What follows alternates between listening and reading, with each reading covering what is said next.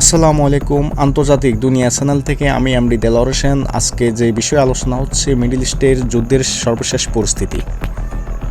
Middle ইস্টে উত্তেজনা দিন দিন যেন বেড়ে চলেছে। নতুন তথ্য অনুযায়ী সৌদি আরব এখন আমেরিকাকে আহ্বান জানিয়েছে তারা যেন ইরানের বিরুদ্ধে তীব্র হামলা চালায়।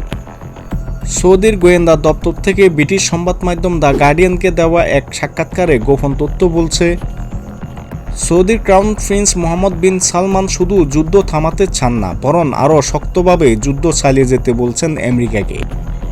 সৌদি আরবের এসব সিদ্ধান্তের কারণে মধ্যপ্রাচ্যের চতুর্দিকে যুদ্ধ ছড়িয়ে পড়তে পারে যে কোনো সময়ে।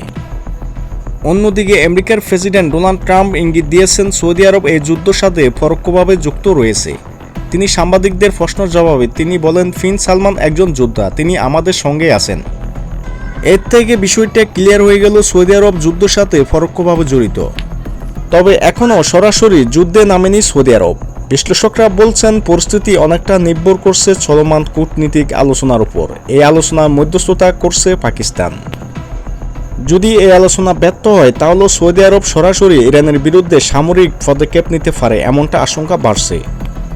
মার্কিন সংবাদ মাধ্যম দ্য গার্ডিয়ান জানিয়েছে, ইতিমধ্যে প্রিন্স সালমান ট্রাম্পকে ইরানে হামলা বাড়ানোর জন্য চাপ দিচ্ছেন। সব মিলিয়ে মধ্যপ্রাচ্যের পরিস্থিতি এখন খুবই ভয়ঙ্কর অবস্থায় আছে। একটি ভুল সিদ্ধান্ত পুরো অঞ্চলকে বড় যুদ্ধের দিকে ঠেলে দিতে পারে। এখন দেখার বিষয়টি কূটনীতিকভাবে সমাধান হয় নাকি যুদ্ধ আরও ভয়াবহ রূপ নেবে। আজকে এ পর্যন্ত। আরও আপডেট পেলে আপনাদেরকে সাথে সাথে জানাবো। আসসালামু আলাইকুম।